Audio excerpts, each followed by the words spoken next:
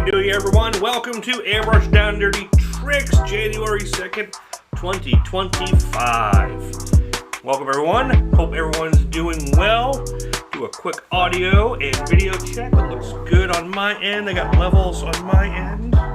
They're peaking a little bit. Let me just turn down a little bit. Turn off the music. And let's see who we got here. Darren Plank, what's going on? Brian Moore, welcome. Mike Gillette. Brian, that's cool, man. I appreciate you getting the skull kit. And the Visionaire, man. Yeah, the Visionaire, you're going to like that a lot. It's a great system. Don Wilbur, Michael Cohen, Michael McClung, what's going on? Happy New Year to all you guys. Thank you for popping in. Thank you for checking it out. All right, let's get going. We are recording. We're ready to go. All right, let's remind everyone where we're at here. We have this project going on. Michael, thank you for that. Oops, I forgot. I got crappy background. Hold on. Let me fix that. All right, yeah, there we go. That's better. All right, so we have the Killing Time project. This one we started the other night. Was it Monday night? Yeah, that was Monday night. Wow, week's already almost over. But today, I saw a funny meme today. Today was the Mondayest Thursday of all time. And it did feel like a Monday. Like, really, really did. It was kind of funny. Yeah, definitely gonna love the Visionaire. Alright, so this is what we got going on. So, these projects are both, well, this project is available on my website for download. I know some of you guys already got it. I'm not sure if any of you guys have started it yet, but if you have, feel free to follow along tonight. If you have any questions along the way, feel free to ask them. So these are two files, if I can find my, oh yeah, here we go. Alright, so the Killing Time piece is set, and I did update it today. So if you guys already downloaded it, check your email out and go re-download it. Because what I did is I put the Stopwatch as a separate file. And I got that all set. And then I also got the gears vector set up. So the gears includes both the 2D and the 3/4. You know, the 3/4 kind of isometric 3D view. And, you know, so you got, what I do here, I did 12 different ones. The two in the bottom right are similar, but one has an inner bevel, one doesn't. That's the only difference between those two. And obviously these can be flipped, sized, moved around, so you can get a really cool three-dimensional effect with them. So they're both available online right now, and you guys who are members, all you guys here get 25% off, and if you join, you get that 25% off all those vector downloads as well. So definitely worthwhile to join and get that. Mike Manning, thank you very much. Much appreciated. Mike Stanton, what's happening? Happy New Year, guys. Happy New Year. Gary Shees, what's going on? Happy New Year to all you guys. All right, let's get right down to it. This is where we left off. I got my paint all mixed up. So we have our brown, what was it? Opaque, dark brown, black ochre, I think it was. I'll have to look that up. And then I mixed that with also a black color. So I did illustration. This was the brown. Then I did illustration black, added about 10% to it. I'll use that for my darks. And then tonight I mixed up some candy tequila yellow. And this is going to do a wash over the whole thing. And it's going to be cool. I'm one, like 3 years ago. Combining different images. How do you decide on the complementing background? It just has to go with it. Really, it depends what it is. So something like this, I don't want the background to be a focus. So the background is just going to be something simple. In this case, I just did a texture, just something random. Anything random would work. I could have done just a color. I could have done granite. I could have done a stone look. I could have done spatter, blood. I could have done anything back here. It doesn't really matter. I ask you, put a flag behind a motorcycle. And that was... I put a flag behind a motorcycle. Behind a motorcycle. I don't remember that. But yeah, I mean, you could do anything. Like, I mean, you could put a flag behind this. I mean, be a little too busy. But usually it's just about balance. Usually it's nothing like... Sometimes it's planned on a customer for a reason. Sometimes it's just a sky. Sometimes it's just whatever. I tend to, the background... I don't want to say it's the least focused thing, but it's... I worry about what the focal image is first, and how that flows and kind of balances across the object, whether it's a canvas or a bike, how it frames, and kind of proportions and flow. I look at that first. If it's telling a story, like I want that to be forefront, and the background just has to complement it. I don't overly worry. Oh, the board track racer one. Well, that was an easy one to do because it was kind of that Americana thing I was doing, and it was that Harley Davidson with the American flag #1 kind of logo, and it was just a matter of it's the same reason when I did the Statue of Liberty, with the Statue of Liberty with the flag behind it, and then the way the people superimpose on top of the flag. It all kind of worked together. But what the big key was, I made sure that the background doesn't overpower the foreground. It's background for a reason. So the background has to complement, not interrupt what's going on. So when you look at that painting done, the motorcycle on that one is the foreground. That's what you're really looking at. The flag is a background element. It's just there for kind of flavor. If it was the flag by itself, it'd just be a flag painting. If it was a motorcycle by Harley motorcycle, it would just be a motorcycle painting. But when you combine those two elements, it gets that kind of Americana storytelling kind of feel to it. Maybe it's a poster for a 4th of July race. Maybe it's something like that. So it's just kind of how that works out. Yeah, I don't try to stress too much over background a lot of times. Backgrounds usually are simple. That one was not simple, but in most cases I try to keep it pretty simple. Lindsay, what's happening? Avis Mendez, what's going on? Anyone else I'm missing here? James Collier. Welcome, everyone. Thank you for the super chats. Thank you for these. I'll just pop that up again here. Everyone who picked this up, thank you very much. And the Gears file is up now. The reason I didn't release it the other day, it needed quite a bit of cleanup. It was, whenever you do, and I'll talk about it so you guys understand, whenever you cut something three-dimensional like this, you are going to get what's called double cuts. But this one was kind of like triple 4 cuts because of the way, when you do a 3D image, it does a lot of repetitive tasks. But I'll try to explain it this way. Let me bring up my top down. The reason whenever you have a file like this, unless I make the file so it doesn't look good on screen, like it's just a wireframe, there's no way to do it. So,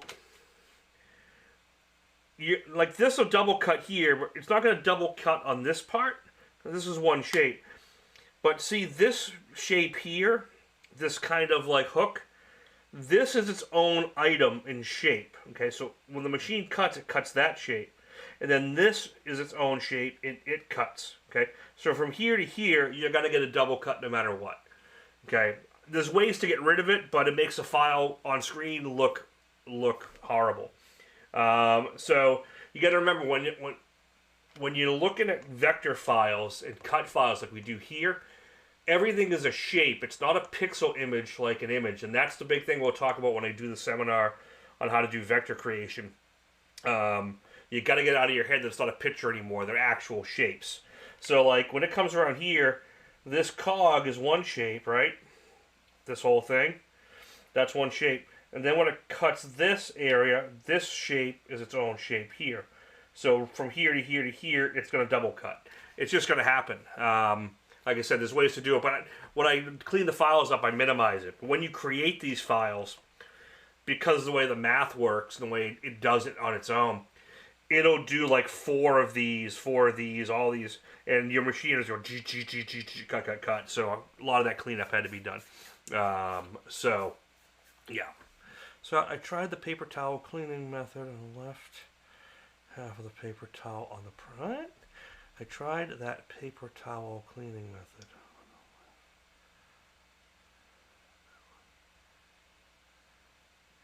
If it left half the paper, if it left paper towel on it, you're probably using like a multiply towel, or your paint was still wet.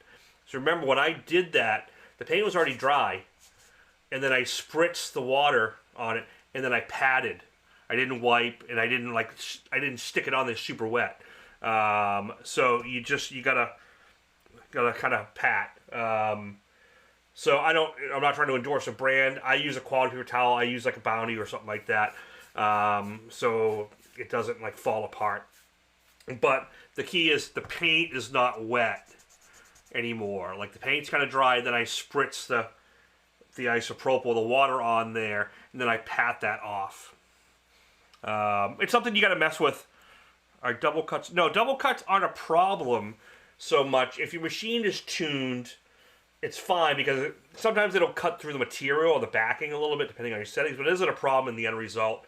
The only time it could be a problem is if your machine's a little off. I'll just scratch here so you see. If it does the first cut like that, and the second cut is off and it comes here, there's a gap in between. You'll get a little snake that'll be left behind. You know, that could be the only issue that can happen.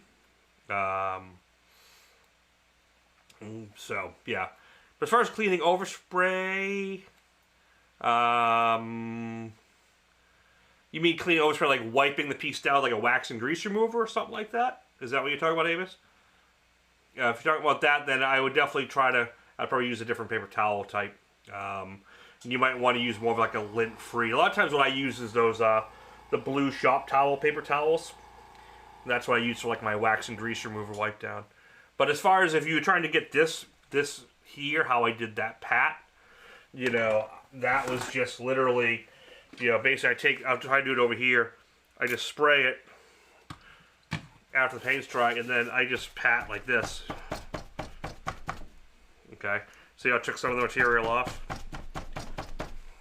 Minimal, just a very little bit. Like I'll do it again inside the eye. It's eating it up a little bit, and I'm just patting. I saw the skull fire and you wiped after each coat. So, yeah, that's using a wax and grease remover, or I'm moving dry overspray. So if that, I mean, if you're wiping, your paint's maybe still wet or gummy. Or use a tack rag is what I'd be using at that point. But I'll use paper towel sometimes just to do that. See, like this. You know, and you'll get a little bit of the overspray off. But if you have a lot of overspray, then you wet, overspray, and overwet, sometimes you'll get almost like a gritty sandpaper feel, and it can grab certain fibers of the paper. Like right here, so you grab a little piece. That's actually one of those little snails from the vinyl. Or it's edge, it's paint. It's the paint edge peeling up. You know, that high edge you get when you put wet paint on a masking edge. If it's kind of rough, you got a lot of overspray on wet paint, or you had overspray, then you put wet paint on top of it, and then it led to more overspray. That'll get rough. You're probably not tacking off enough in between. You'll get a rhythm to do it. It's kind of hard to say. All right, let's get into painting. So, this is where we left off last week. We got our background done. Everything's where I want it. I can tone everything. We're going to get to the skull now because remember, we're working in layers from what's beneath to what's above. So remember, let's go back to here. So we took out all this, and if you would cut it out, this would kind of make sense. So remember, we worked from background to foreground. And when they didn't look back, yeah, a lot of times you'll be able to get it out, or you could wax and grease it a couple times, and it'll work itself out. So we worked from bottom to top. So remember, we took the background out, all this stuff. Then we took the gears that were behind the gears and the ones above it. Blah, blah, blah, blah. So now the foreground object is the skull itself and the watch. Well, the skull is beneath the watch. So yeah, the watch is above the skull. So that tells me the next thing we do is we work on the skull itself. Okay? So skull we've done. Now once we've isolated the skull, we got to figure out what pieces to pull. And I've already pulled, obviously, the eyes and stuff. So we need to look at what we want to pull. What's beneath. So this cheekbone here is lower than, you know, the mandible area, the jaw, and obviously, and then this one. So I'm going to pull this one first. I'm going to pull this one second. Okay. And then if you look with this cut, it's just to the left and right of the septum. I'm going to go to the right, so I'm going to pull this one third. I'm going to pull this up. And that's going to lead to pretty much pulling the whole face. Because this is already pulled, these are pulled, these are pulled. Oh, actually, scratch that. This is actually going to be, this is going to be 3. Or this could already be pulled by now. Let me, I'll work it out on the thing. Oh, it's already pulled, that's why. So that was already pulled. Then we go 1, 2, 3. That's going to pull the whole face. And then we'll do the teeth. But before we do the teeth, we're going to do here, here. We're going to fold here. It'll all make sense we do it. And then we do the teeth from back to forward. So we go 1, 2, 3, 4. 1, 2, 3, 4, 5, 6. We go that way. 1, 2, 3. And these boom, boom, boom, boom. Remember, you always work from bottom to top. Okay? That is the key. Hey, Vic, how's it going? Welcome, welcome. All right. Oh, and I should have used my damn...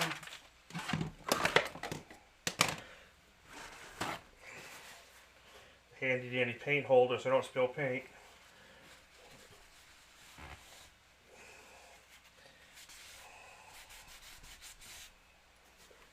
Oops. Alright, we're good, we're good, we're good. I don't need that much paint for this. Alright, we have our paint. Where's my pick tool?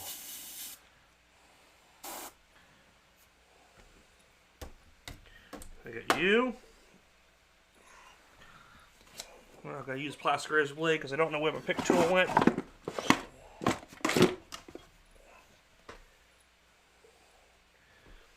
Alright. Alright, so I'm going to pull this section here. And this is not fully removable, so it just kind of hangs back like this. Like I just kind of roll it. And whenever you're doing masking, whenever you're doing plotted mask, you're not spraying a whole ton of paint. I'm just doing literally just enough for registration. That's it. Watch, I can actually pull this area because it's not connected anyway.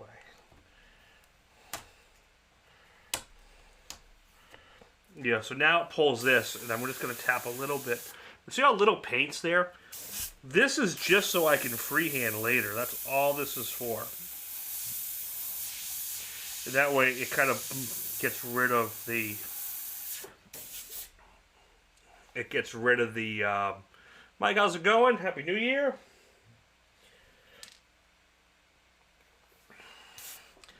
By leaving it freehand, now I can kind of get rid of that masked look. That's why I don't put a lot of paint in there. Pull this reducer up a little more.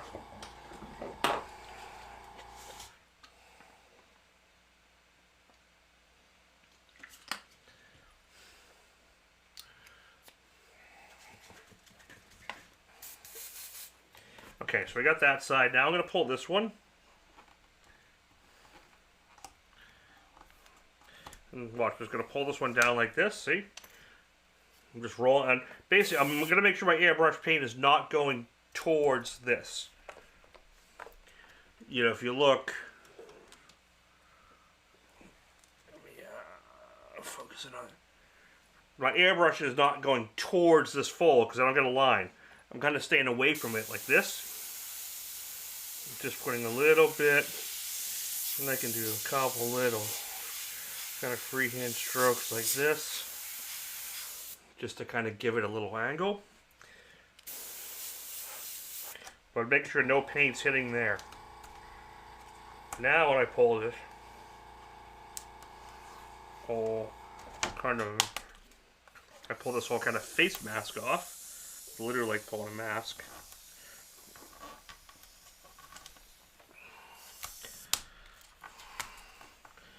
Now I have all the registration I need. That kind of tore in a good spot. Look, I can just hit that like that.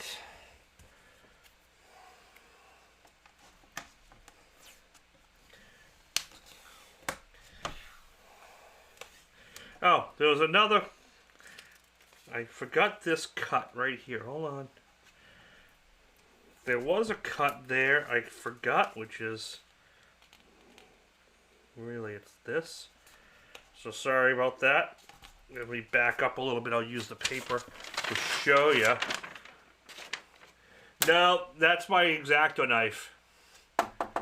They look the same, and I'll probably have it on my other bench where it rolled off somewhere.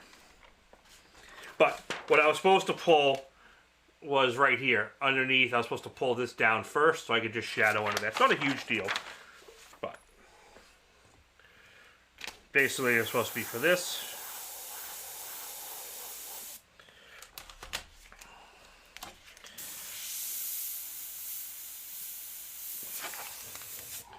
Like that.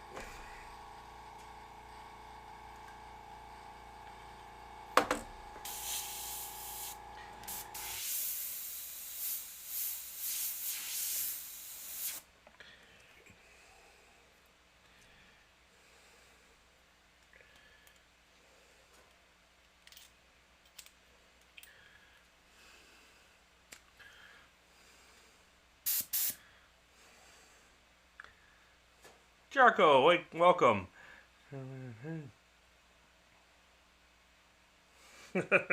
Well, thank you for staying awake long enough, my friend. Happy New Year to you as well. Let's make this year an even better year.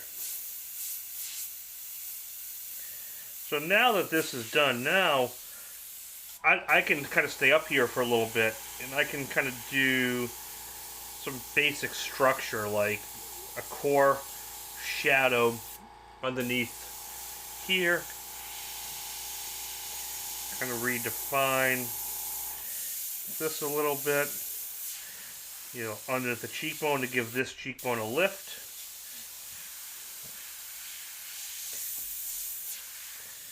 I can come in between the teeth now. This is a nice spot to do, just like a little dagger stroke here. Just do little soft dagger strokes up from in between the teeth like this. And now you'll just start shaping. And I spray a little bit on each tooth as well. That way we get the delineation we want. And to kind of, you can go a little heavy like right there because it helps create the socket. You can go to one side a little bit.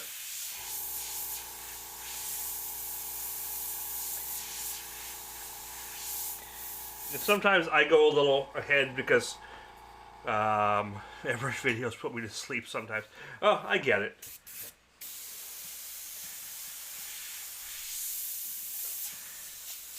So I always have a skull off to my side here. I got one. Dean Avers, thank you very, very much for that super chat. Really appreciate it. Thank you for that being your first one. So like I showed last week, I always keep a skull reference. I have one off to the side here. Here's a chrome one I use. I got this one. I painted this the other day for fun. This is my Darth Maul one. This one I 3D printed. This was what we used for my class up in Canada. But I always have skull references around so I can look at the way light hits different angles and different structures. And so that's the nice thing about that. So always keep one of these around. And basically I'm trying to create, because I'm on a light painter, you're not painting highlights, I'm painting all these lines, all the shading. So we're going to get, my brush is being delayed. I just put a new needle and tip in here. I wonder if I didn't, if I not tightened it down right. I gotta check something here. This brush should be reacting a lot better right now. Just give that thing a little check.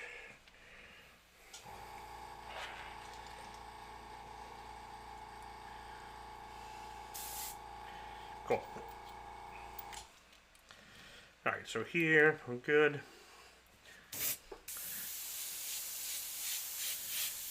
So good here. I can kind of separate, get that delineation there.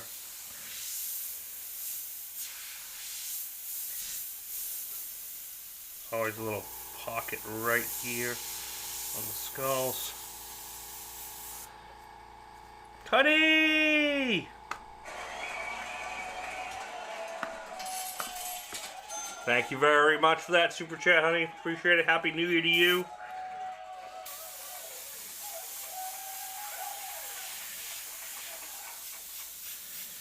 And just keep working that. And I'm going to go up here, work a little coarse shadow here. I'm going to bring the darker color in here in a bit. But I'm just trying to build some structure.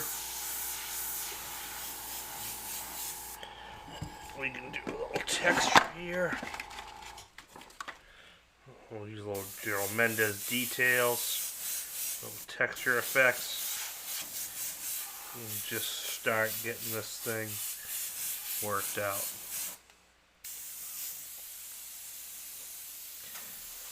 See, like this is a gold trick. See where I put the coarse shadow right here, just that little bit. Follow the same thing but with a stroke, and you end up with a nice bit of texture that you can kind of work and follow.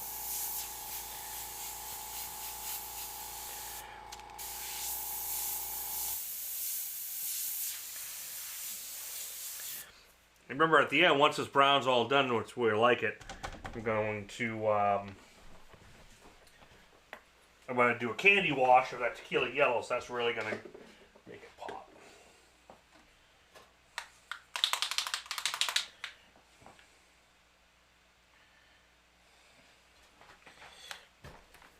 And this was the color we've been using.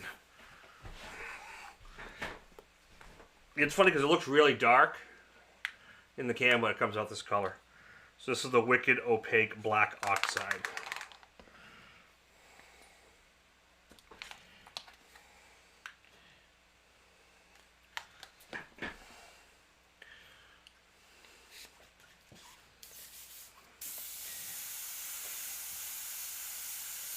Okay, so I got you. That's what the teeth socket is.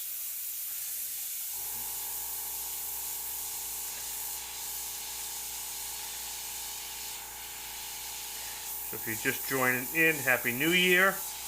Hope everyone had a good, happy, and safe New Year. Unfortunately, some people didn't. So glad you're all safe and with us.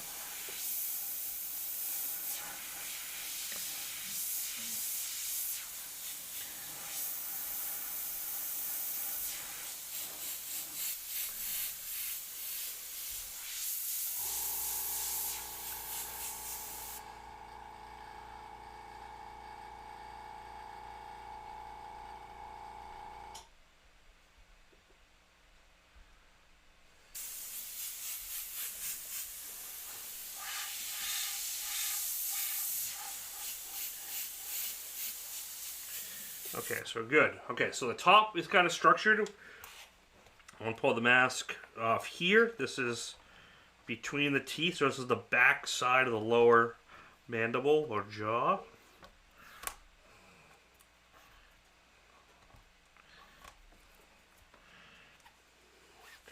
I can hit that. This is where if you have two airbrushes, you can start with your lighter tone.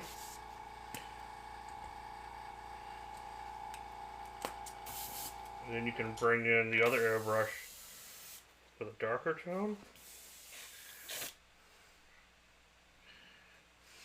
Gary needs another fanning. Gary's got a lot of fanning. Gary's already waiting on 3 that have to come to him that I'm slacking on. So now I'm going to do that same, it's that same color mixed with black.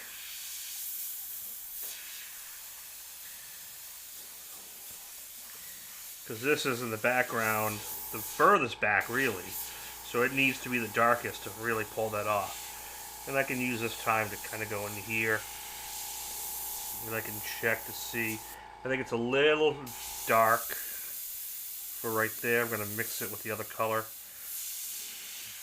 But this can work in here. It just starts to shape it.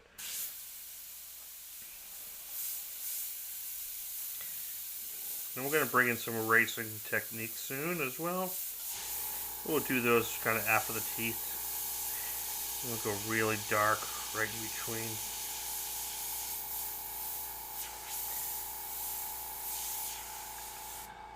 Cool. Does Gary already have a bid on this one? Did I write that down? I don't remember. I'll have to check. Gary, if you're here, did you bid on this one already? If you did, remind me and I will put it down.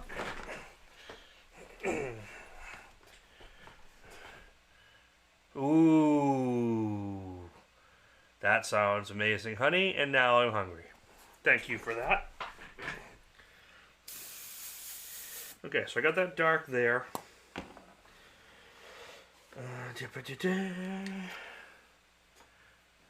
Ah, thank you.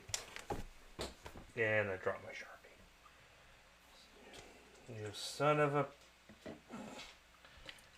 Alright, here we go. Gary 150 is in the house. Cool. Thank you, Gary.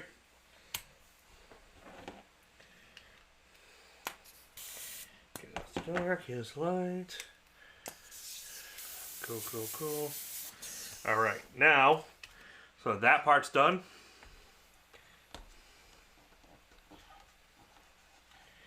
This just kind of folds back a little bit, just so you get some separation.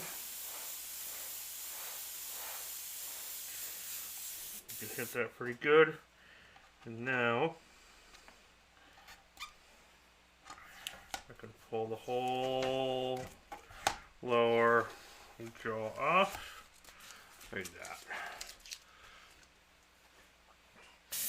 And here, this is freehand. I didn't put it in the mask for a reason. Just make a nice little hole. Where that tooth was, this comes down. Make sure we shadow here.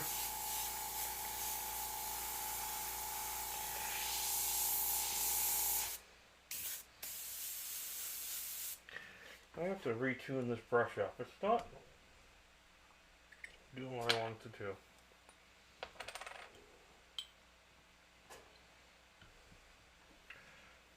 Hold on, I'm going to transfer that into another brush.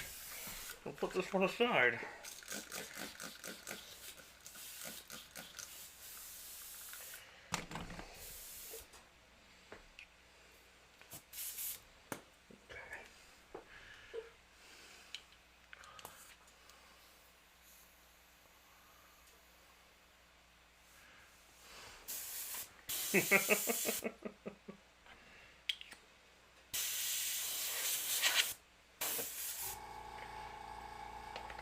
You know, I don't think it's the brush, I think it's the paint. I might have over-reduced it.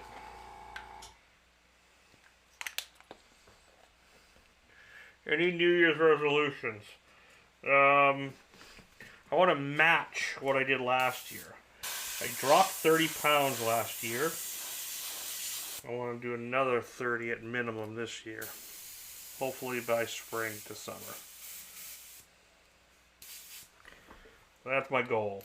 So that means eating better, which I have been doing, drinking less, which I have been doing, and working out, which I have not been doing. So I need to do a little bit of that.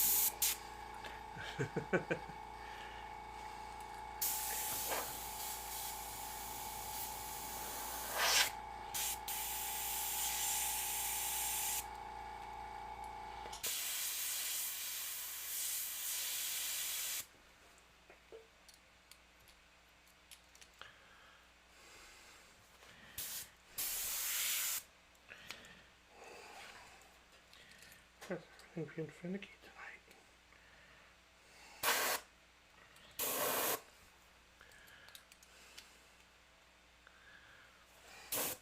Anyone else got any good resolutions?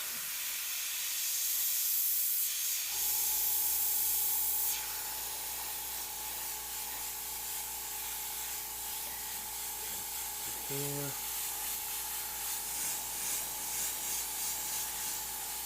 So now I'm just kind of doing a quick wash, getting these areas a little darker. Wow, this brush is not...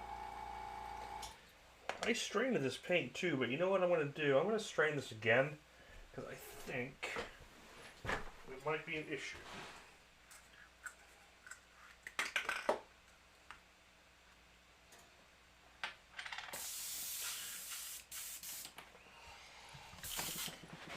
Sorry guys, quick cleanup. Wish I had a camera on this one, but I don't. Just give it a quick, basically big spray bottle of water. Flush this out. Then I have another one, isopropyl alcohol. Then we'll pour a little more.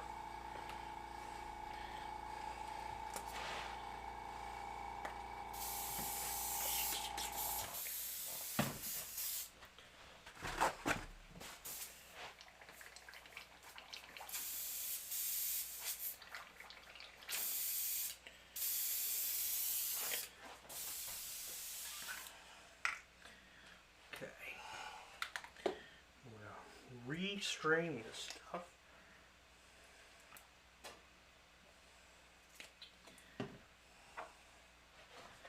And make sure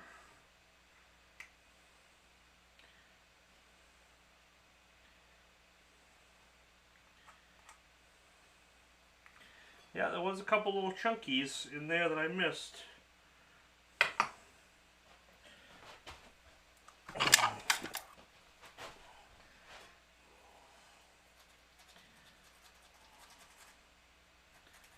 That's where 9% of people's problems online is the lack of straining.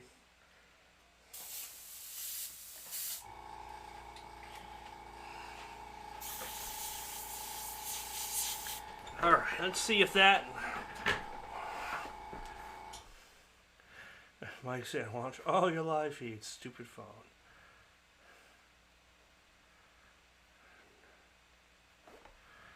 Not to get physical with stupid people. That's a good thing.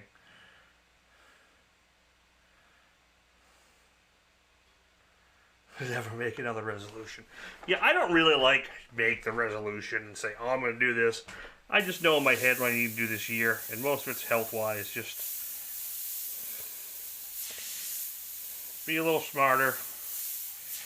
Realize I'm over 50 and can't do what I used to do.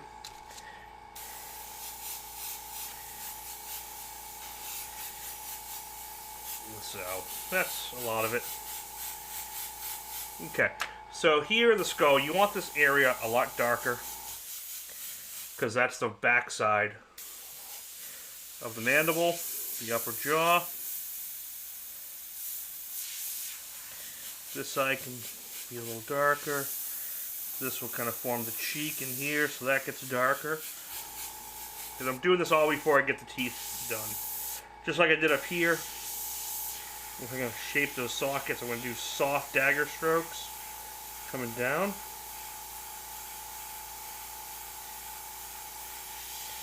And coming down in here. Just hitting this a little more. Just shaping that skull a bit. Let's see if I can switch into here a little bit. You can see the side view.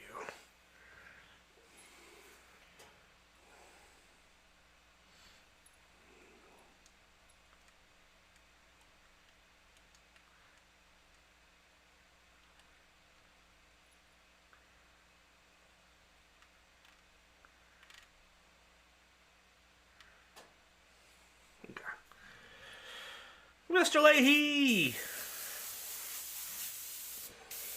Thank you for popping in, sir. I saw your post earlier. You got set up for the show. Is that whole show running this weekend? Got the Butler? That's the Butler one, right?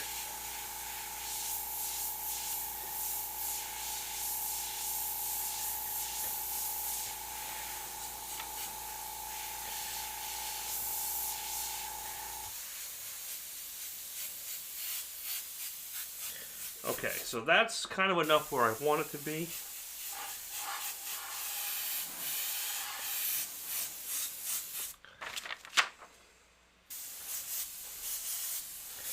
Happy New Year, Steve.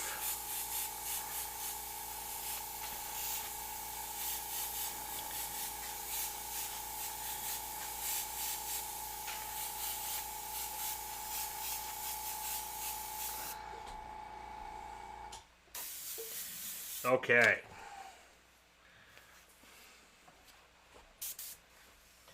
Time for the teeth. Alright, so remember the teeth. You work from the furthest back. And so when you're doing the skull, you can actually kind of work from both sides to be more efficient. And I can do top and bottom. So I'm going to take the furthest left, furthest right of each tooth, which in this case would be the one behind this, and roll up. Then I can take this guy here. Instead I can't find my pick tool, I'm just going to use my X-Acto blade. Go old school. Opening reception Sunday 1 to 3, and then beers at Noble Creature Brewery after. Well, that sounds like a good way to kick off 2025, my friend. Hope the show works out awesome for you.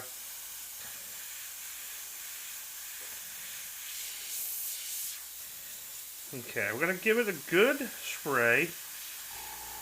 And remember, I got both airbrushes. So if I want, I can go in and hit the dark right after if I want, especially for this back tooth.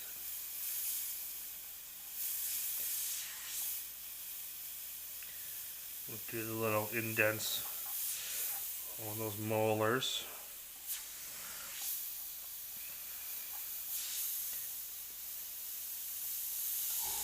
To kind of set them up.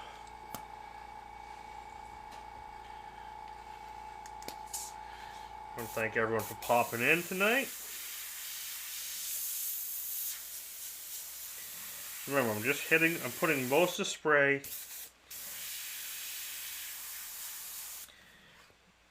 on the mask, so the overspray into the teeth, and then I'll rinse and repeat.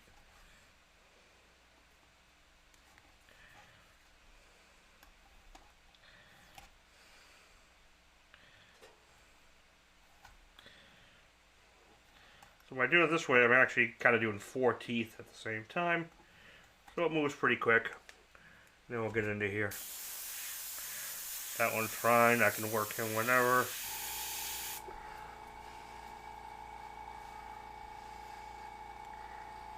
Yeah, it's definitely not the brush. This paint is being weird tonight, and I don't like it. It's not my friend. Which is better to have? A tank, or the gallon tank, or the 2-gallon tank? Well, it doesn't really matter, just the bigger tank means you have more storage, so the compressor's duty cycle is less because it has to turn off less. You'll turn on and off as much. It doesn't change anything to do with the end result airbrushing. It just means your compressor doesn't kick on as often. That's all. Sometimes the 1-gallon and the 2-gallon have different horsepower. So sometimes the 2-gallon can be like a 1 horse or like 1 1/4. I don't know the specifics on it. That's usually the more important thing to look at is one a higher horse than the other. God, this brush is not happy camper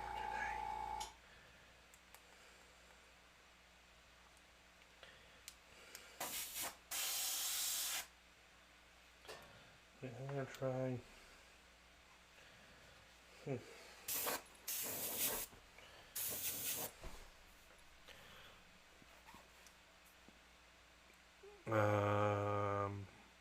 What did you mean? Is it a different power? So if it's a different power, it says big.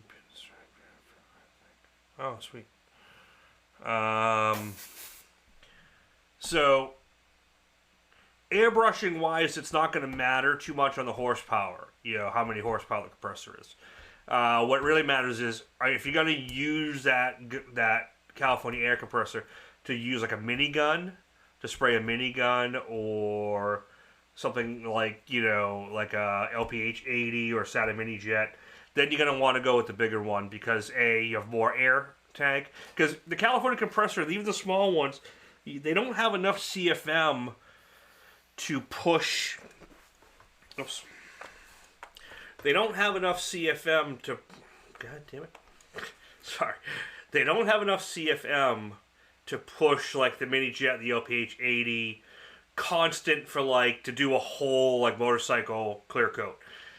Because eventually you're gonna exhaust. Like when the air tank's at full pressure, you'll get good burst spraying to do like a helmet and do items, small things, but you can't do like an entire wall so much with like a California compressor 2-gallon because I don't think they have enough CFM to push.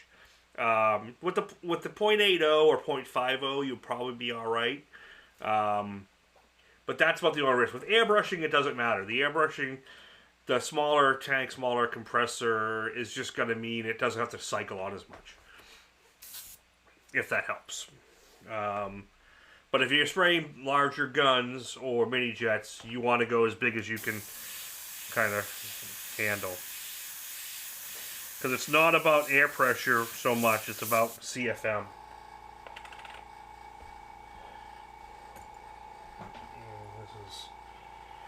Oh, I love when my airbrushes aren't working great live. It just makes me so happy.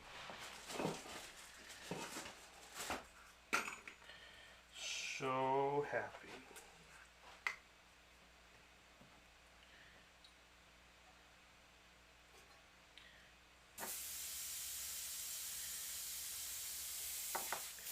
I'm pretty sure it's this pin.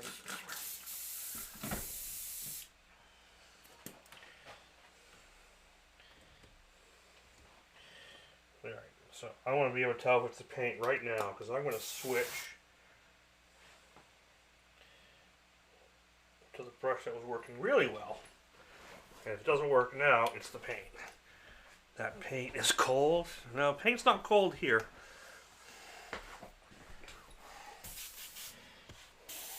That's definitely not it.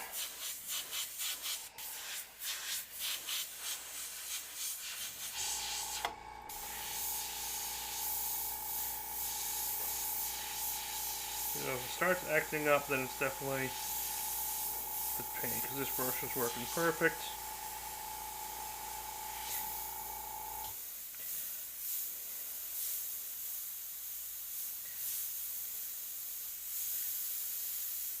Well, that brush, it wasn't working well, but I just thinned the painting. I just strained the paint one more time. There we go.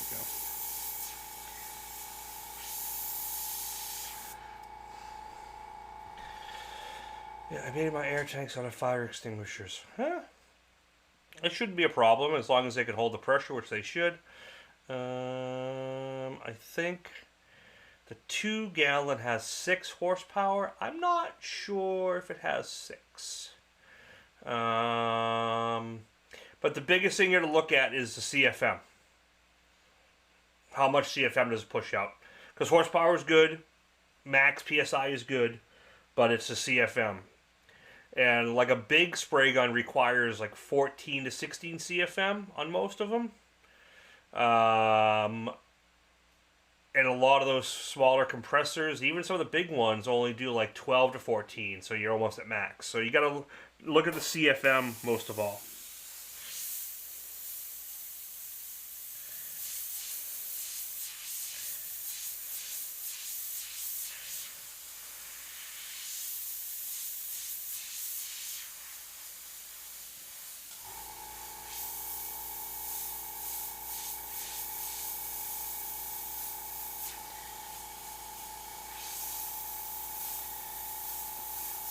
Yeah, now this is starting to spray funky. It's that color. That I got to the bottom of that color, and I probably didn't shake it good enough a bunch of times, and I got a lot of thicker pigment settling.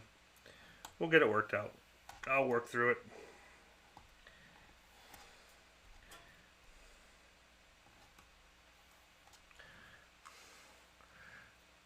it.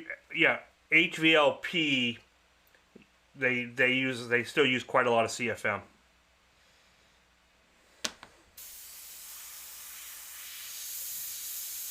Because it's high volume, low pressure. So it's using a lot of volume of air.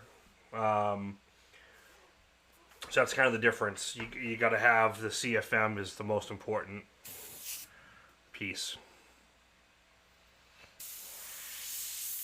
Like I said, for most projects it's fine. But it's when you have to like, oh, I got to base coat a whole wall. If I'm doing like a wall mural, that's where you start running into problems if the compressor can't handle, or if it can't, even if it have enough CFM, but you're at, say your gun takes 13 CFM and your compressor does 14 CFM. Well, that means when you're running, as soon as that tank gets depleted enough where it has to kick on, that compressor is not shutting off while your trigger's on, because it's gonna keep spraying and keep. It's going to outpace or match the pacing of the compressor fill in the tank, so you never equal out. So, it just depends what you're trying to do with it. But those, I have a 2-motor California compressor, and I've gotten away with clearing and painting some pretty big objects. I got to do some shorter bursts sometimes to let it, kind of catch up if I'm using a bigger gun. Especially if I want to clear, get even spray. That's kind of when you start to notice it.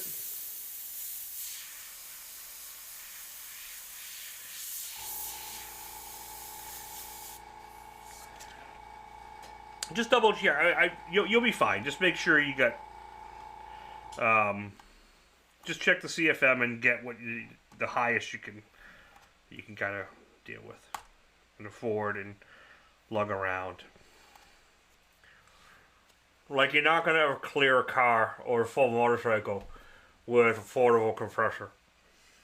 Not well, anyway. Well, by the time you're done, you'll probably burn the compressor out. I've done that before. I did that at a show. I was doing a body paint gig, and I had to body paint 4 women, and I was using a wicked small compressor, and it was a nightclub, and the club's hot, and there's no ventilation, and the compressor was just dying. I remember a buddy of mine, my friend Lou, was with me, helping me, and I had to go to the bar and just get bags of ice, and I literally packed the compressor with ice to get through the event. Steve, remember this? It was one of my old the Bear Air compressors. They were similar to the Badgers, the Polar Bear or whatever it was. I was using one of those, and I had that thing screaming hot, you couldn't get near it. It was almost melting the bags of ice. I think I put a cloth over it first before the ice. Alright, so those teeth are all kind of shaded and worked out. Now at this point, this obviously has to go really dark, but all the masking is off now. This can all be worked, and I can start kind of working in core shadows, some extra texture. But I'm going to do that with a darker tone. Cooking eggs on that thing. Oh, yeah. I could see a good leaf in the clock. Oh, gold leaf? Yeah. Yeah, that'd be really cool. Needle size, 0.8 operation. Pressure should be 50 to 70. Well, you're not going to spray at 70 psi if you're doing base coat anyway. You're probably around 25 to 30. 1.6 to 40 CFM. That's a really big range. You sure it's not 16 to... That's a huge range. Does it say max CFM at 40 psi, max CFM at 90 psi? That's kind of the number I think you should be looking for.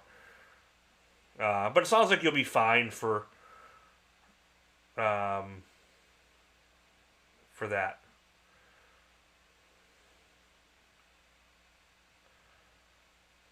Oh, if you're going to gold leaf the numbers, what I would do is, now I would do it.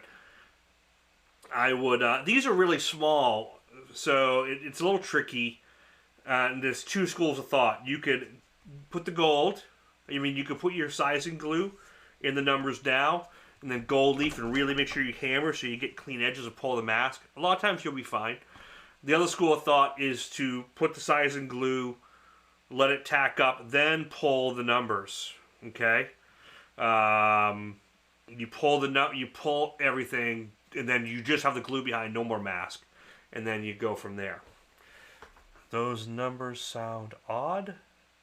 Yeah, the 1.6 to 40 is a weird CFM number. Or if this is the case and it's not going to hold up, it's only doing 1.6 CFM at 40 psi. And if that's the case, it will not push most spray guns. So I don't think that's right, though. If you want, Mike, you can message me later. Send me the specs on it, and I'll see if we can figure out what it's really doing. Okay. So for all intents and purposes, this is good enough. It's kind of where everything else is. So I can keep working this. It's a jam gun. I got JM. What's a JM gun? Yeah, send me the specs on it later. You can message me and I can try to figure it out. Yeah, clear coating if it's a jam gun. So it just depends. It might work. For doing small parts, you should be fine with I'd go with probably the 2-gallon tank compressor. You'll be able to do jams and everything. So you probably won't clear a whole motorcycle with it. Keep it wet, but you might. You definitely won't do like a car or anything. It's too small for that. Yeah, so it's basically a minigun.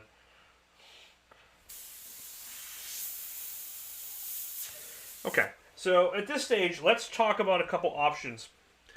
Before I move on to the clock, we can do some erasing, and let's talk about it. And I've done it here a bunch of times, but this is a cool time to do some erasing, so I'm going to break out my Medea eraser. This is the rechargeable electric one. These things are great. Nice power. Not as powerful. Sakuras are a little bit more powerful, but they're not rechargeable. These are really nice because they're not overpowered either.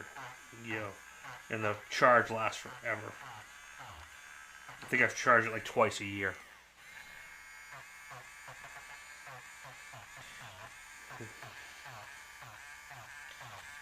So I can bring out these highlights without using white and worrying about that blue shift or tone shift. Where I can just put some extra texture and grit. Like in here, I can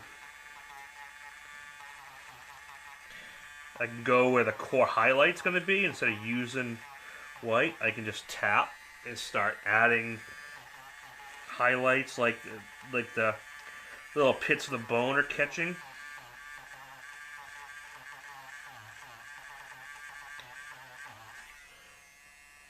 It's a really nice way,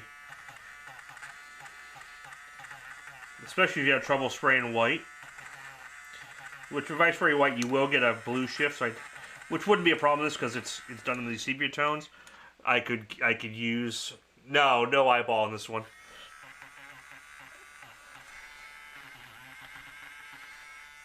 What was I saying? I could have used like a sepia tone. I mean, in order to avoid the shift, because it's in this brown kind of sepia tones, it'd be easy for me to add a little orange to the white and cancel any blue tone.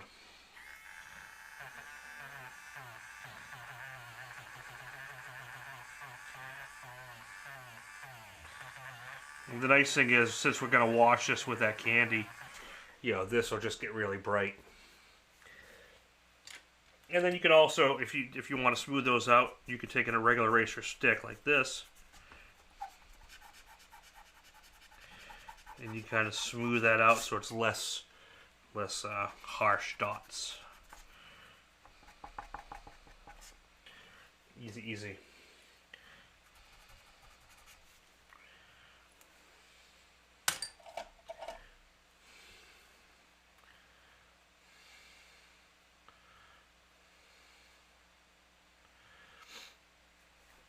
I've done a lot of work in body shops, with body shops. I've never worked, like, full-time in a body shop. I did quite a bit of work with body shops, in shops for certain jobs. But I used to do on-site work. I used to do on-site auto body repair a long time ago, too. So, and that was, you know, we had to deal with making sure the compressor could handle it. And, you know, we'd get away with, like I said, you get away with doing bumpers and stuff with a small compressor. So they're fine for the most part.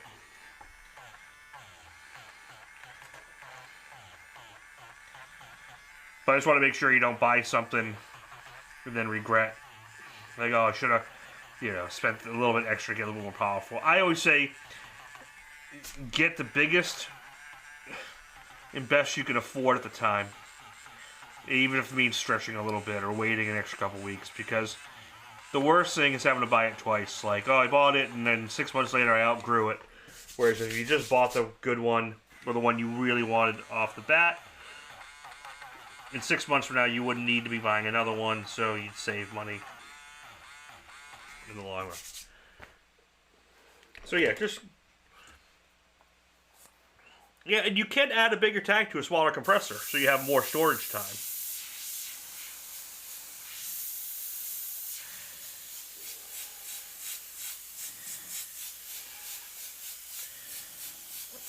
Yeah, this oxide brown I have definitely has some issues, because now this gun is getting squirrely. Which is fine, because this color's pretty much done now. And I'm going to work the darker color for everything. Which that one's been fine. So, let's get rid of that.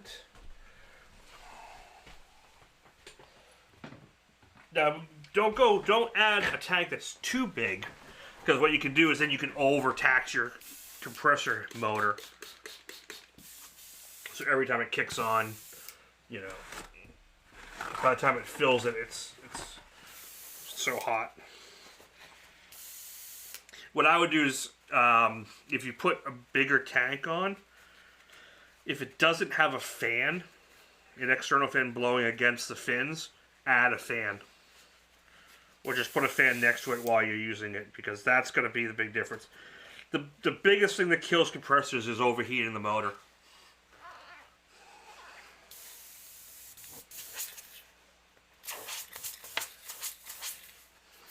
What time are we at? 9 o'clock, so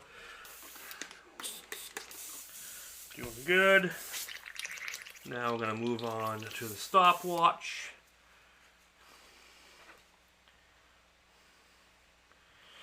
Yeah, you'll be able to, the bigger tank, you'll be able to run the minigun in longer bursts. It just comes down to, you can't run it just off the compressor either. It depends what you're trying to paint. If you're painting panels like this or small motorcycle parts, yeah, you'll get away with it. For the most, you know, shouldn't be a problem. I used to paint that carousel. I used to do all the repair work. I did 90% of, I did that with a small compressor. There was a few times where I wish I had a bigger one, but I had the twin tank California compressor with the twin motor, so I think that was 4 horse. I think it might have only been 2 horse, but it was a 2 gallon or 3 gallon, whatever it was. been a while since I've used it, because here I just use a small studio compressor. In my shop, I have the big California compressor with the 4 motors.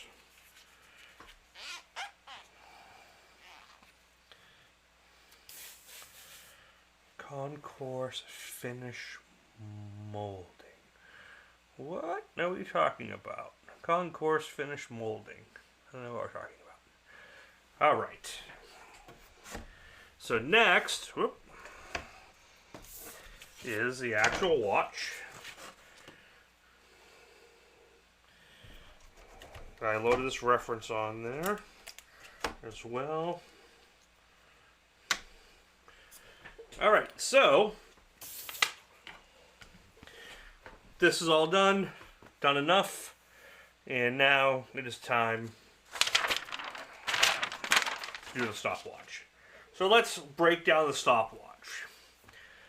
Crappy finger Muppets?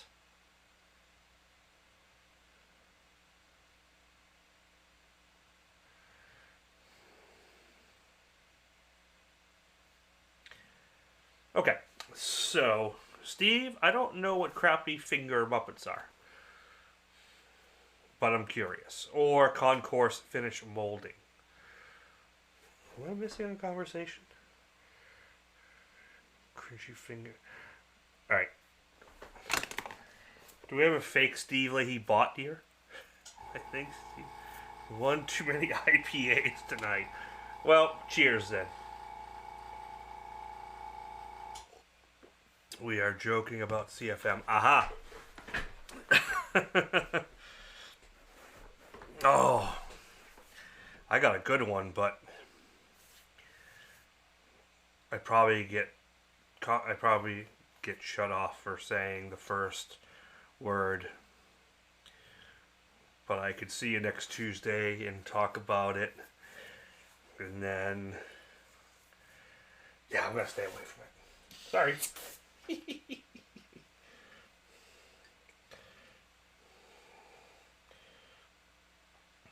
I look at CFM and I think to myself, what would Samuel L. Jackson say? Okay,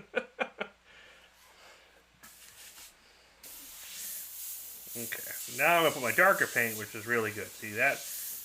Now that's working perfect. That's what I want. See that? It was the paint, not the brush. Bottom of the cup, bottom of the bottle.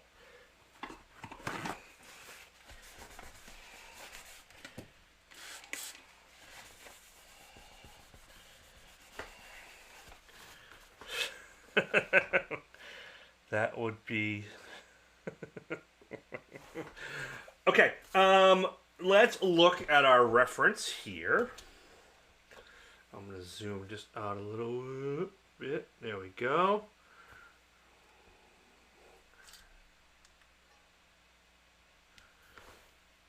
Cool. Alright, so that's what we have. We have our inner here. This is going to stay white, so I'm going to keep that. I'm going to hit this. I got this. But before we do it, we have this is kind of under that, so that gets shadowed here. But if you look, this ring is the furthest back, because it gets shadowed in all these spots. Then we can do this, then we can do here. Then I'm going to go to this one, then this one. So that's the order of operation. Whenever you're looking at masks like this, you know, it's always good to print, even if you're not going to use the printout for like a mask later, you know, I kind of go be like, okay, I'm going to do, yeah, paint by number, joke, yeah. So this would be 1, this wouldn't matter, so it'd be 2, you could do this 3, you could do that in step 2, then I'm going to go here 4, and then 5, and then this whole area is last, okay? Well, yes, it would be, yes, I agree. You can type it, I just can't say it. Because I don't want the voice editing to give me a violation. Alright, so that being said, we got that worked out. Let's pull the ring, and then we look at our handy dandy photo reference. Now, if you want to get really technical and awesome, you could do what Steve does when he's working from a photo. If I had the photo scaled up to this exact size, now I could print a black and white on paper and cut my shadow locations and kind of get them established in. Oh my God. Stephen Leahy. Centrifugal. I'm not even playing. Right, so we're going to look at our shadows and how it kind of rings around. I like this one here. It's really dark here. I'll come around, freehand.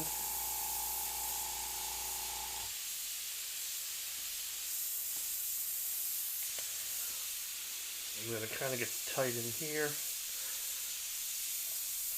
And then it gets heavier down this side. So basic core cylindrical shading here. This is Airbrush 101. So the core shadow's down here, but as it flips around, the core shadow's on the bottom on this side. We can go pretty dark up here. I'm not going to go as dark. And I can do a heavy line, like right in the center. And I can wiggle a little bit. Wiggle, wiggle, wiggle. Let's go here like this. I'm going to try to shift my camera over. There we go. That's why I need a camera, man. I can bring the ISO up a little bit. There we go.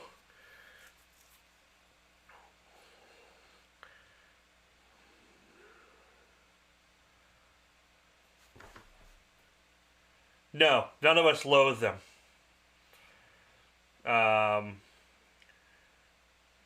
There are certain purists that want to do total freehand. There are some that rely heavily on it. Usually the ones that talk smack about people using stencils could probably use a stencil or two because their work is pretty flawed, to be honest, from a lot of the ones I've seen.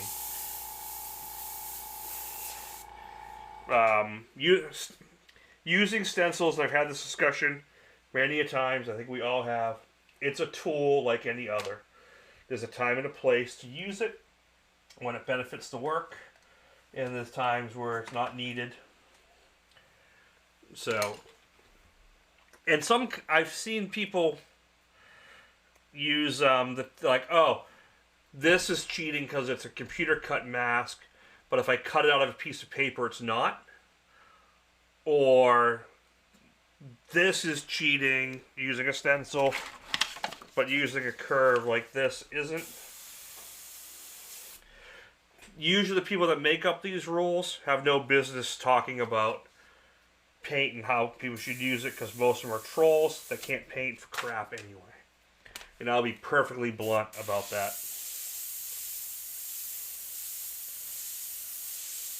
And this discussion has been going on forever.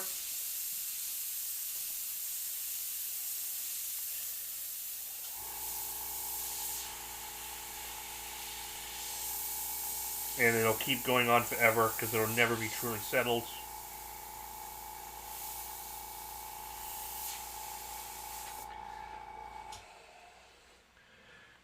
Am I not focused well? Hold on.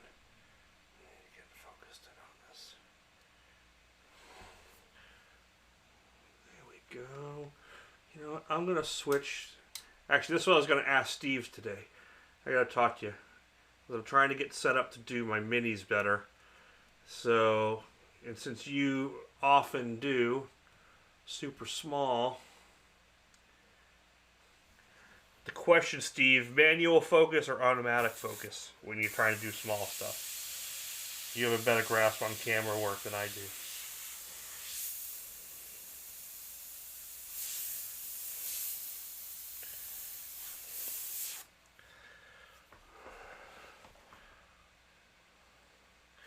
Oh, yeah. Oh, I could soapbox on this topic. Oh, man, I'd be right there with you. That would be... We could make a lot of waves. It could be really fun. If you come up here sometime, we'll do a fireside chat, and we'll make that the topic. And the more bourbon, the more honest we get. And we will try to not name drop people. But it's funny. It's honestly, I've had the most issues with people who've never even picked up an airbrush or paintbrush coin these stupid rules like, okay, that's kind of what I've been finding when I was trying to record my mini painting the other day, and it was such a pain in the ass because yeah, my hand keeps getting in the way, and then the brush gets in the way, and the focus keeps changing. So I did order a macro, an inexpensive one. I ordered an inexpensive macro lens the other day, I think a 40mm macro lens to try. It's a manual. Because I think my kit lens just isn't. Do not jump over the fire. Yeah, like, my rule on stencils is like, you're a house builder, but you can only use a hammer and nail. You can't use you can't use a pneumatic gun. How about that?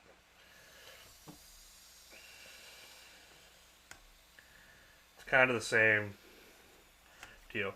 Alright, so what I did here is, this is one cutout, but you can go in, and when you download the file, in the Stopwatch file itself, I added a cut right there, just so you could do the dial separate from these. I didn't do those, those are easier freehand.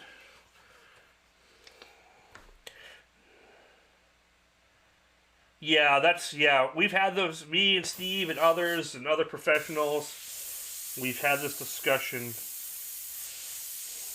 probably too many times to count, or too many times that we remember. And some of those conversations would not go over well in public. Not that Steve and me especially, would never, like, trash talk something or someone. No. That would be uncool. Right, Steve? Unprofessional.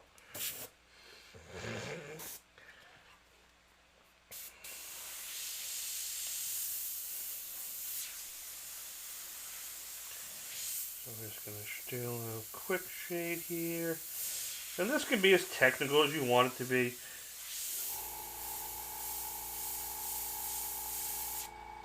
Because I'm just going to set it up and then I'm going to come in with the eraser.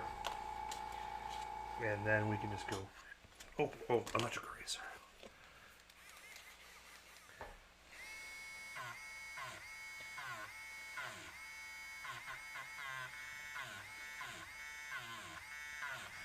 But I said, usually it's people who have no business commenting, people that don't even paint, people who've never picked up an airbrush. I had a guy once at a show, I was painting a bunch of skulls, and it was with my pack of skulls. I pulled up my stencil. Oh, you're cheating. You're using a skull stencil. I'm like, here's my brush, here's a stencil, go. Well, I can't do it. I said, well, then why are you making a comment? Well, because professionals shouldn't need stencils. I'm like, well, A, that's not true, and B, it's my stencils that I designed, so it's my own work. He just kind of shut up after that.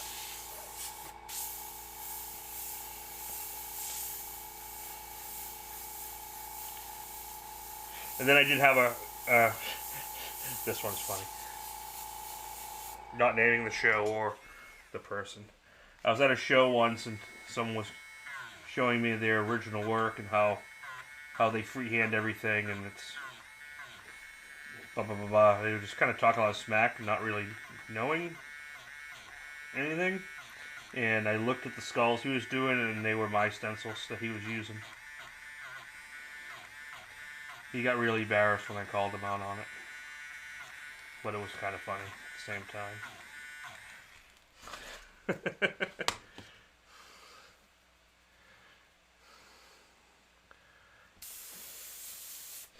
Cool. Needs to be a little softer over here. This is getting candied over.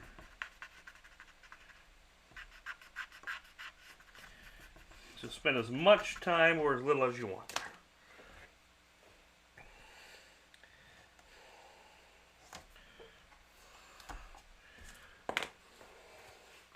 But when you zoom out, it's a little chunky, but when you zoom out, it's much nicer. I want to soften that up a little bit. Alright, so big coarse shadow right down the side here.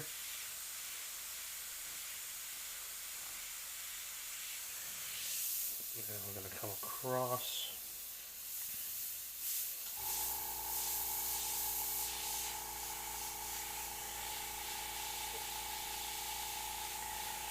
And you can't see it, this photo is a little overexposed, but there'll be a little bit one right there.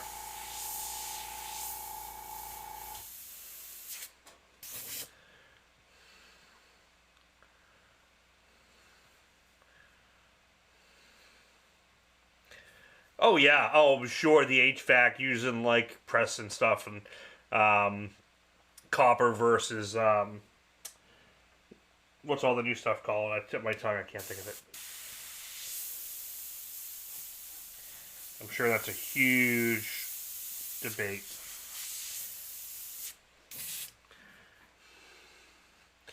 Yeah, there's always going to be someone to say something. And again, it's usually guys who have no business talking trash at all because their work is horrible, whether they use the tools or they don't. There was one guy in a forum months back. And I think he was just trolling because I couldn't see if he was even a real person. Really, but he was putting up like t-shirt art about never using a stencil and how dare people use stencils, and his stuff is all freehand. And pretty much it was like everyone said, dude, you should really try using a stencil sometime. It was really funny.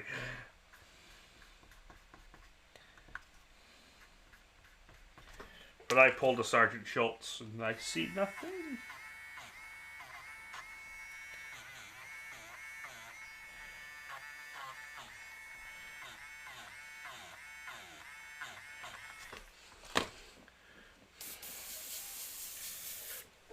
And I am doing this with this darker tone because when I candy wash, I still want this to pop more. Pecs.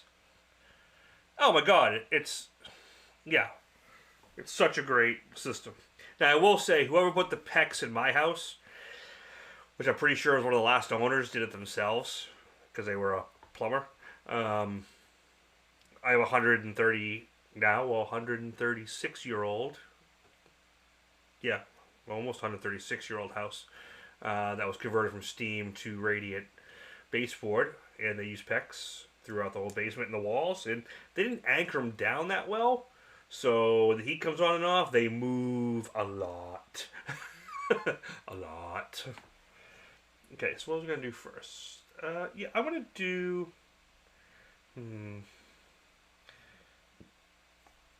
Yeah, I want to do this inner one first.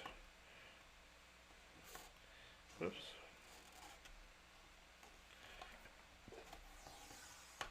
Okay. Oh yeah.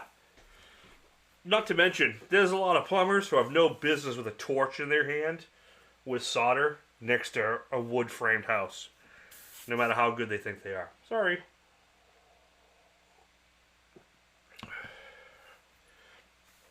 Alright, so I want to make sure I spray the whole thing so there's some delineation, and we can do some erasing. And then it's really dark up in here. I'm going to try to leave some light exposed at the end.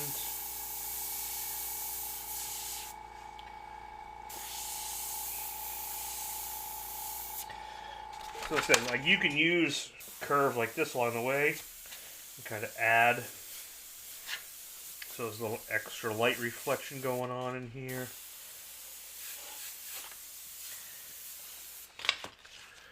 It's really dark down on this side, so we'll do some erasing here.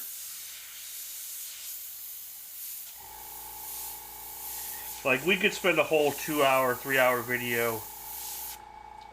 Actually, I'd love to send this one to Steve. And this vector or this thing, and have Steve do his rendition of this, because it would look way better than mine.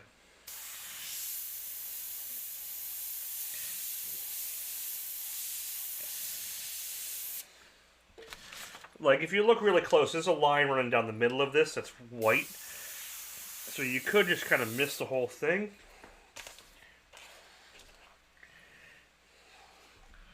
And then I can come in and we could do a center highlight.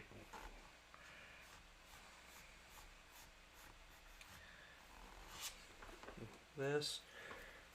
Alright, Steve, I will send you the photo reference and print file and cut file. And you can have at it.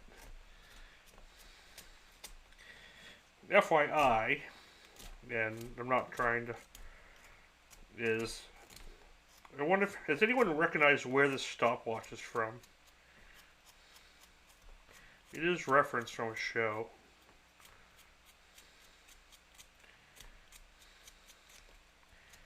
But I did use it on a motorcycle before. Yeah, Steve will paint this image on the sides of, on the head of a pin.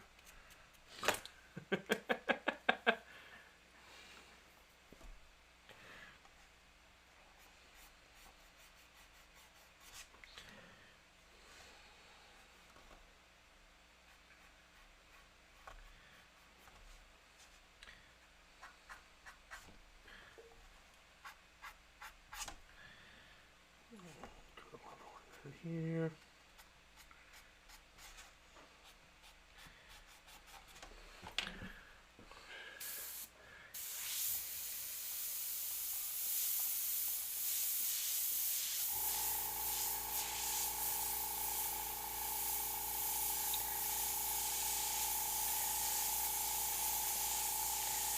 So yeah, so I just erased that middle line. I'm going to go really dark in here. And if you're having trouble, you can, if you want it really bright, you can take this and just take a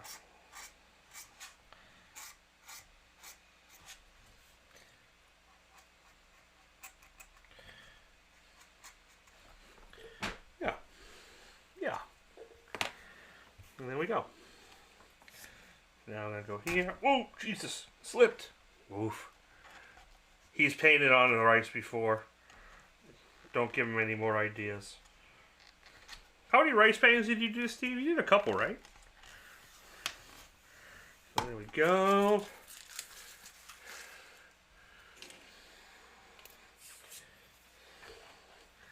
Okay, so there's a lot up here to kind of...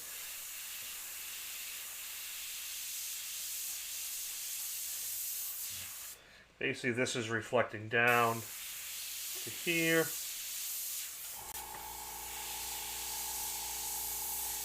There's a lot going on up in here. Now, the only problem with using this photo reference in a photorealistic painter would kill me. Like Drew and probably Steve recognizes it. The light source here is not the same light angle from here. So you could tell it's actually brighter from this side. That's why the core shadow's on that. And this was more top down. So it's not really the same. I'll paint it on a copper flight micrometer. Shh. Damn it. Give him ideas.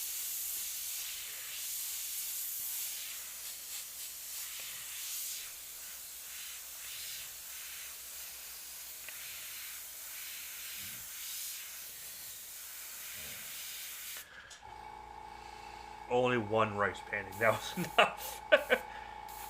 Not Peaky Blinders. Nope. Nope. What could I give away? Oh. I gotta find something.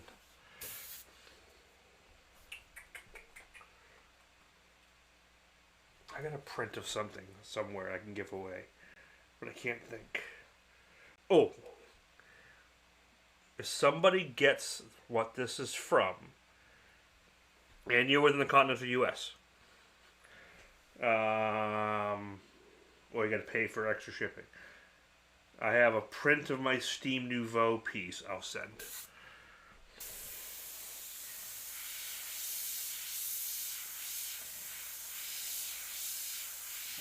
is my first giveaway of this year, of 2025. Nope. Not Pulp Fiction.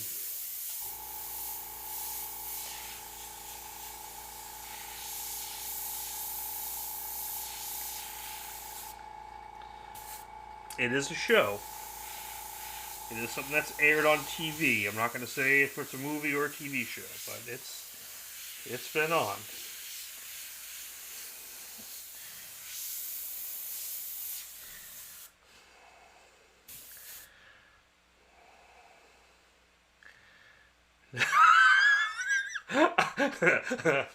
That's funny. Points for trying. I will say it's really iconic if you've into that show. And you're going to be like, and for those who've watched the show who don't get it, you're going to kick yourself when we say it. Not Doctor Who. Nope.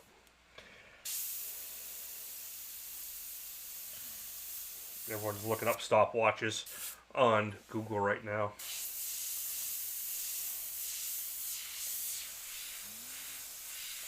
If you have to look it up, you don't deserve it. But I don't know, so. So I'm just playing with the core shadows, core highlights of everything that I'm seeing.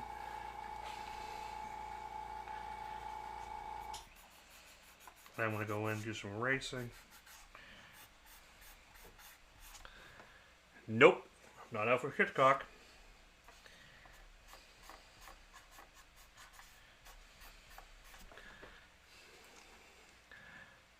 I thought it would have been 60 minutes. Nope, not 60 minutes.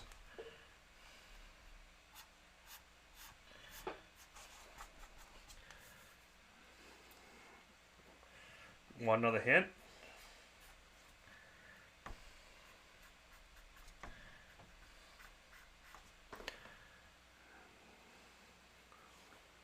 Google is a tool also. Yes, it is a tool, but in this case, it's like cheating on a test.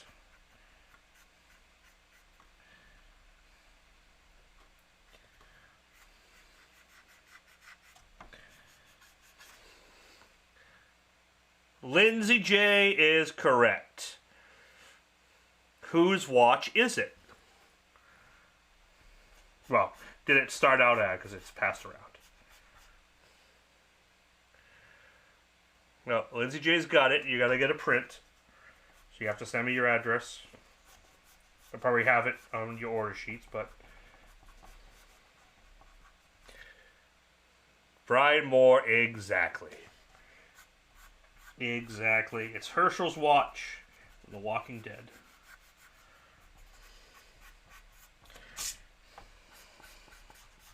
Congratulations, Lindsay. Nope, not the pastor. Lindsay's got it right. And then Brian Moore got it.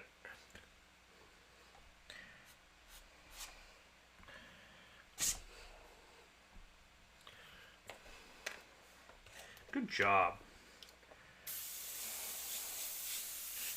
Okay, so that's done. So now I can take the same color and I can start doing some of the darkers under here, and start kind of matching these together. And then I'm going to do the wash, and we'll call this thing done. Google search was all. Great show. Yeah, I love that show. It got a little long in the tooth. I haven't been able to watch many of the spin-offs. I did like Fear the Walking Dead, and then I got out of it. Then I liked when they got the Morgan stories.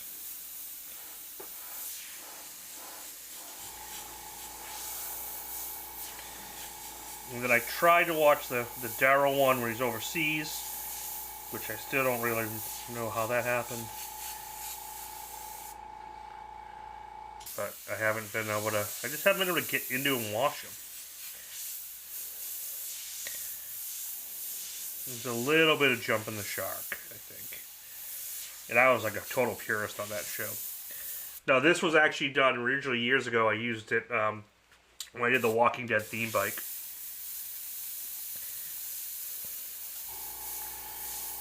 I did make some tweaks on this one, so it's not exactly the same.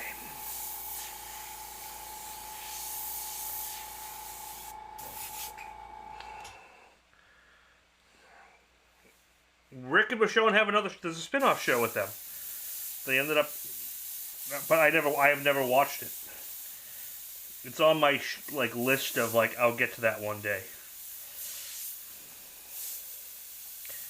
So now I'm taking the same darker color, which is that color mixed with black, and just kind of deepening the shadows. And then I'm going to get ready to candy wash this thing and call this done. We still have a bit of 150 on this, unless I missed something.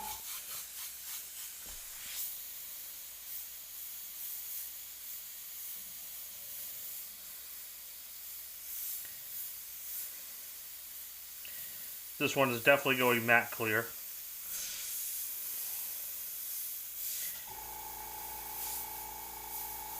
It just has that feel. I'm going in and adjust the two sockets, making them a little darker. Let's do a little split screen action.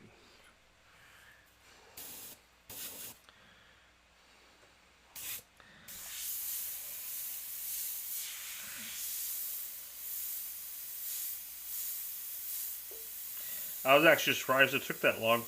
There's some good guesses though, some fair guesses.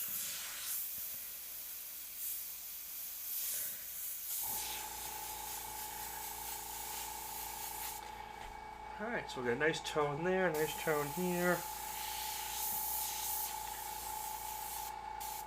Alright, so now I gotta make sure I have enough coverage, and I'm gonna pull this mask, a little shadow reflection, and I'm gonna candy wash this baby.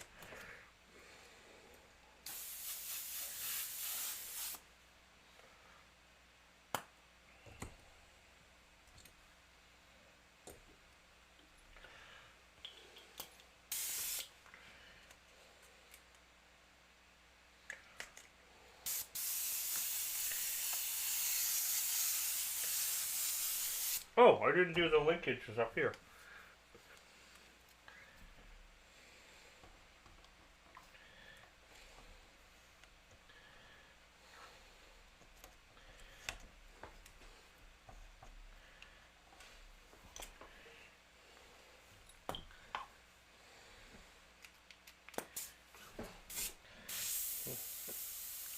There's a break in between there.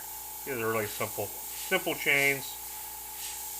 Core, highlight, and shadow.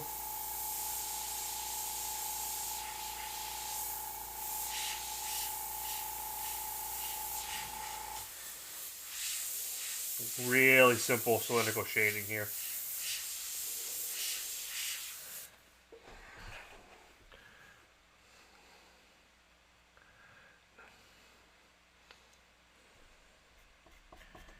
Yeah, I just spotted it just before you typed it.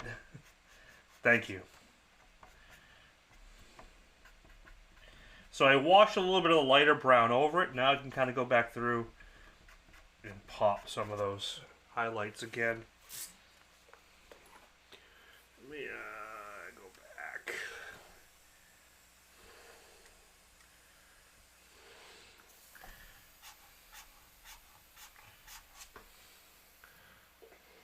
So yeah, just do that light wash is enough to just pop out these highlights.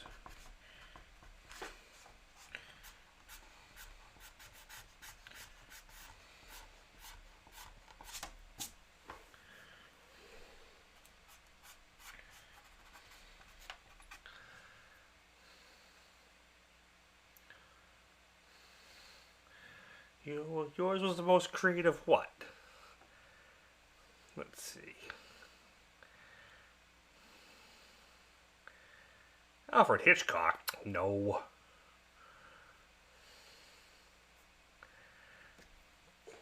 I like the 60 Minutes one.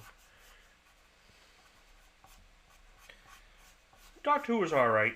Doctor Who was a decent quote, I guess. But nonetheless, wrong. Wrong, wrong, wrong. Alright, let's get this face pulled off. Watch face, that is.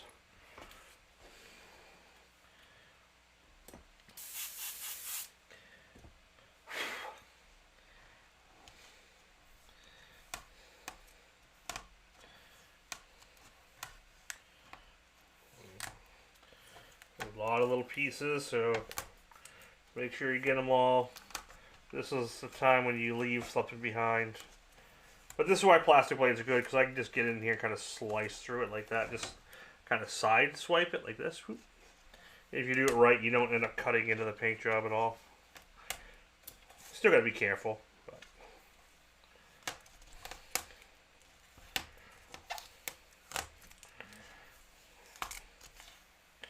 Let's show my little cuts as mask comes off. Lots of little pieces. Inside that. Inside that. Easy peasy. That's why these plastic plates are great.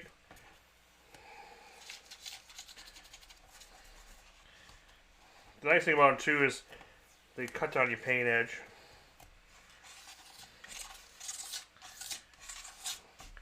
And make sure we get the whole thing off. Look at that. Oh, the Diddy one was good. That was funny. That was funny. I'll give you that. Disturbing though. Alright, let's just put a little grit. And there's a little reflection. So if you look right here, the photo reference is like there's a shade. Now if I hold like this, it's going to be really harsh. So what you want to do is you want to pick it up about 1/4 inch off. So I got about 1/4 inch underneath this, so it's not touching. So I'll get a soft shadow. See how I get that soft shadow, like the glass has a reflection? If you put it against, it's going to be a hard line. You don't want a hard line. It's a great way to get that soft shading.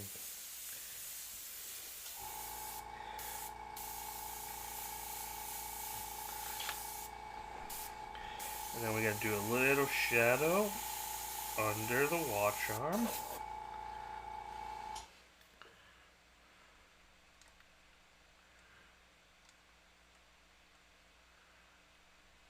There we go. Go a little darker so you can see it better. Little shadow there. And we're going to do the arms.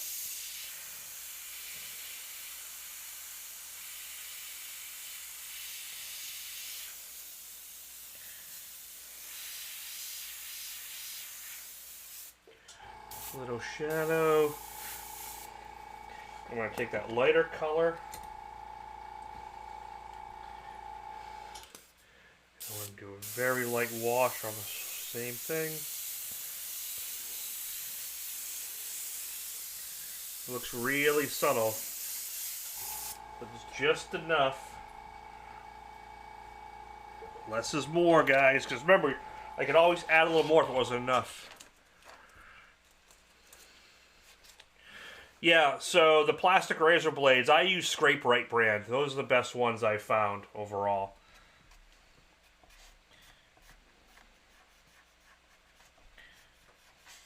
I'm just going to do a little highlight here. I'm going to erase a little highlight here so it's like it's a reflection of the glass. See, it doesn't take much. Just that little bit makes it look like there's a little piece of glass there.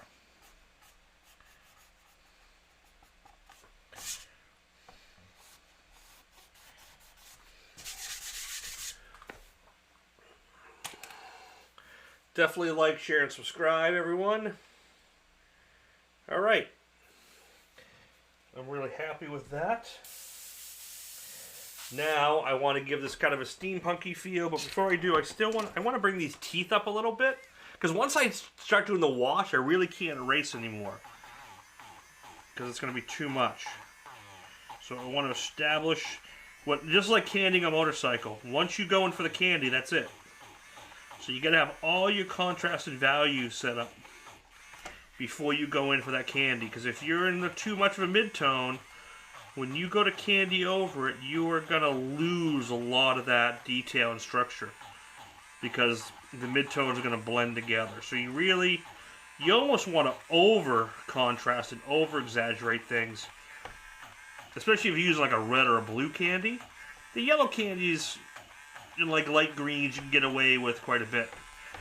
But red and blue purples, they're so dominating that if you don't have your contrast up, you'll lose half your detail.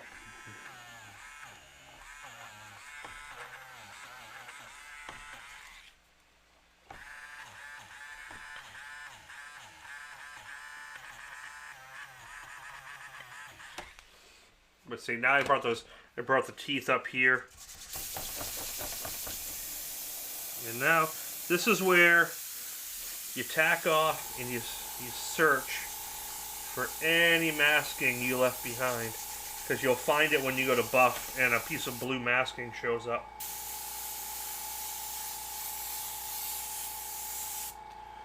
Oh, Michael's staying at 175.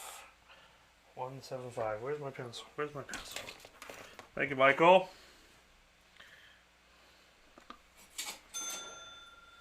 Ching. Where'd the pencil go? Man, I lose more crap. Aha. Oh, yeah, purple candy. No, yeah, you have to have so much contrast for purple candy.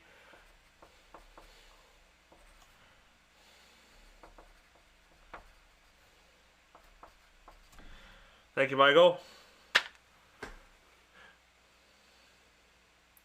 Yeah, the blue's nice. So when I do a purple candy wash, I tend to go really, really easy on it. And try to, like, basically not just candy wash like I'm coating a whole car. I tend to make the artwork a little lighter, and then the backgrounds I spray more candy, then I kind of wash it out.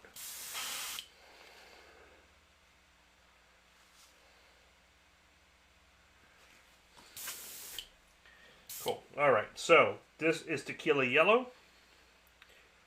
And we are going to do a nice candy wash over the top. And I want to get this thing kind of like a steampunky kind of feel.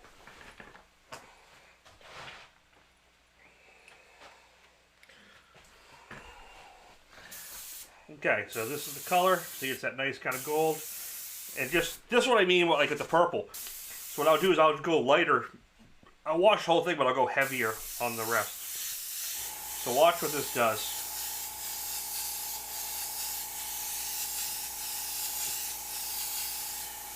Look at that difference. Very light. It just makes it glow. All those whites start to glow. Almost golden.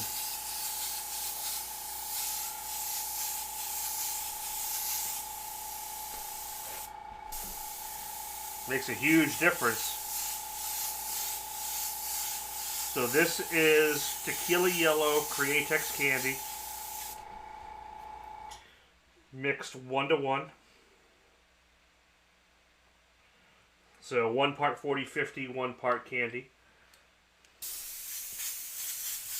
So if you notice what I'm going to do is I'm going to put heavier around here and a little less on the face of.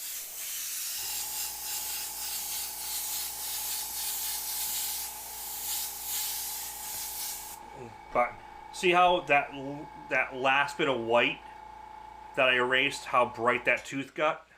That's what I was looking for.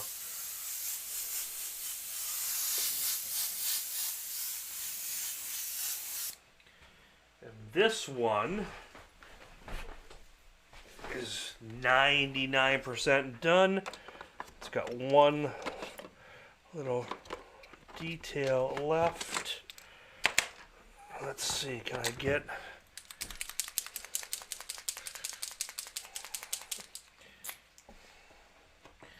I've got a gold pen here, and Gary, you had the idea. So this will be...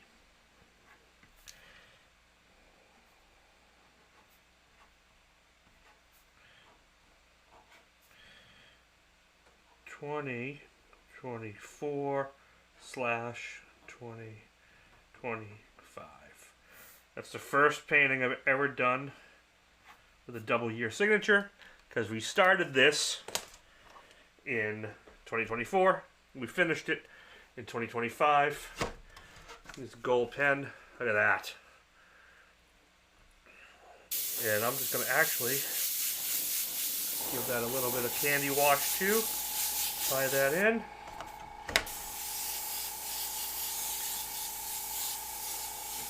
Depending on the timing. Oh, you know what we're doing? Because it would just look nice and subtle. No. Maybe I'll do a gold paint, or I'll do a gold leaf border. We'll see. We'll see how I feel. If I do it now, I'm going to ruin it. So I'm not going to do that.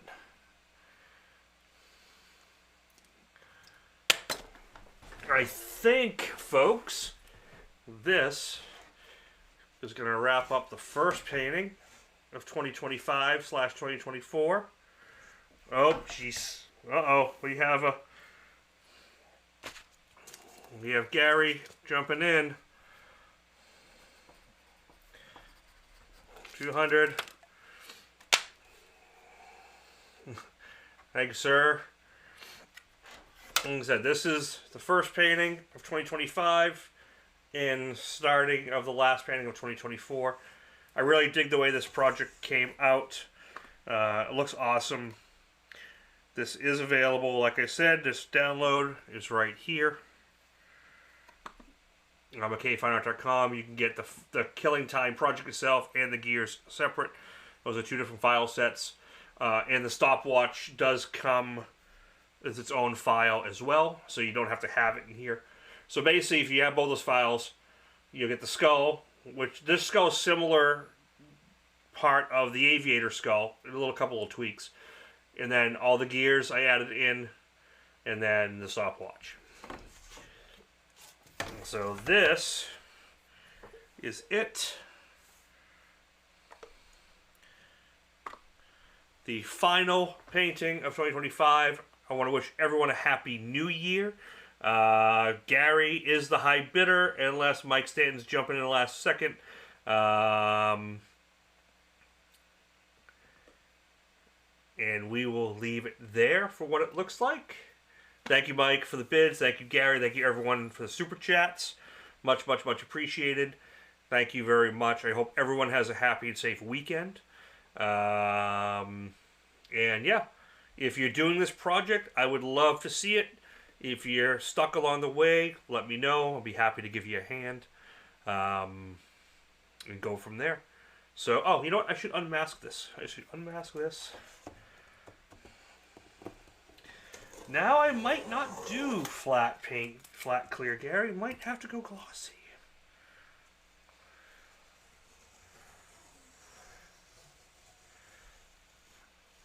So it's the first paint, but honey, I started it in 2024, so it's both. So I started it Monday, so it's a multi-year feed.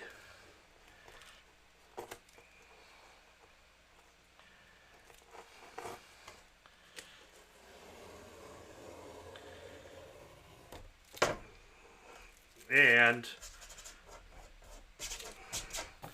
now that is the finished painting. Thank you, Gary. Thank you, Mike. Thank you, everyone. I'm signing off. Yeah, I think now that I'm looking at it, I was totally for the flat clear until I put the candy on it, and now it's got to go gloss. Has to go gloss. And I might have to do a bevel edge on these or a gold leaf stripe. We'll see. My daughter twisted my arm. Shit. Gary, I gotta let that bid stand. It's a 2-day feed.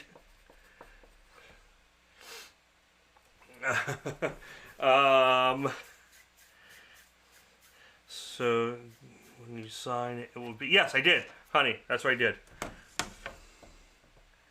It is signed both years, 2024, 2025. Yes, we kind of have a bid war. I haven't officially called it yet. So right now the high bidder is $225, which is to Mike, but it kind of can't. I have to let it stand because I haven't called it. I have to let it stand. All right, it's gonna get glossed, and yes, we will go from there. Gloss clear, maybe some leaf, and we'll see how it goes from there. It's always weird with the delay too, because I see the things come in and it's a delay. Gary, I appreciate it. I got something to send you too, so I'll be sending you stuff. Actually, I gotta talk to you tomorrow. All right, guys, have an awesome night. Have an awesome weekend, and we will talk soon. Lindsay, make sure you send me your info, and I will get that print for knowing where the watch came from, and we'll go from there. Have a great weekend.